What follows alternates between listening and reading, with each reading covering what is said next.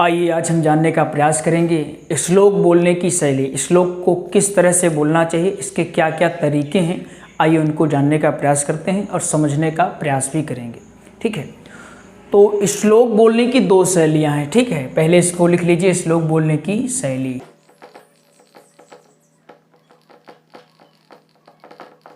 श्लोक बोलने की शैली। ठीक है, श्लोक बोलने की कितनी शैलियाँ हैं? दो शैलियाँ हैं। ठीक है, पहली जो शैली है उसको गायन कहते हैं, गायन शैली, गायन शैली। और दूसरी है वाच्य शैली, वाच्य शैली। श्लोक बोलने की कितनी शैलियाँ हैं? श्लोक बोलने की दो शैलियाँ हैं। पहली शैली जिसको गायन शैली कहा जाता है और दूसरी शैली वाच्य शैली कहा जाता है। ठीक है, अब चलिए जानते हैं इनका उदाहरण, ताकि आप लोगों को समझ में आ सके कि आखिर गायन शैली में क्या होता है और वाच्य शैली में क्या होता है। हम इसको ये वीडियो संक्षिप्त रूप में बनाएंगे ताकि आपको कम समय में अधिक जानकारी दी जा सके। ठीक है,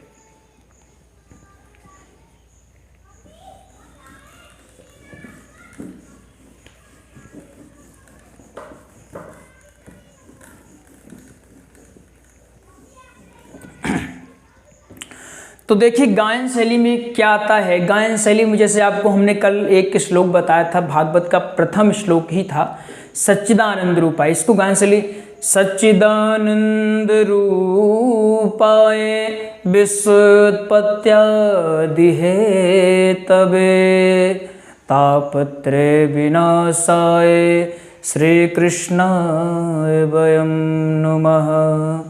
ये होती है गायन शैली। ठीक है जी, गायन शैली का अर्थ जिसको हम गा करके उसको बता सकें। हालांकि श्लोक पूरे ऐसे ही होते हैं कि उनको आप गाकर बता सकते हैं, लेकिन जब आप अगर कोई वाच्य शैली में दिया गया, वाच्य शैली हम कैसे जानेंगे कोई वाच्य शैली में है कि गायन शैली?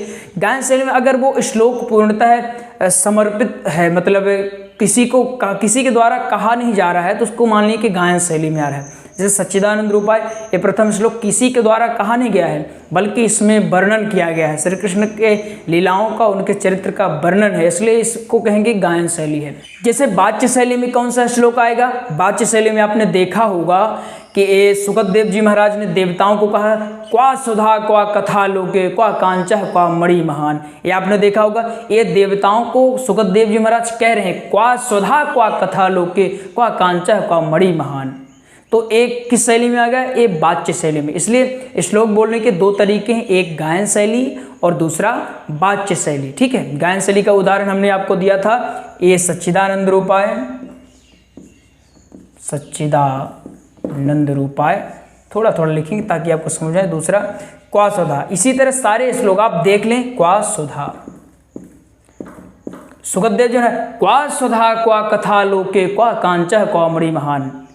क्या कथा है और क्या तुम्हारा स्वर्ग का अमृत है, यानी दोनों में अगर तुलना की जाए तो जो मेरा भागवतामृत है वो असंख्य मणियों के समान है, और जो तुम्हारा स्वर्ग का अमृत है वो कांच के टुकड़े के समान है। एक क्वा सुधा क्वा कथा लोके, और जो सच्चिदानंद रूपाय विश्वोत्पत्त्यादि हेतवे तापत्रय विनाशाय श्री कृष्णाय वयं नमः।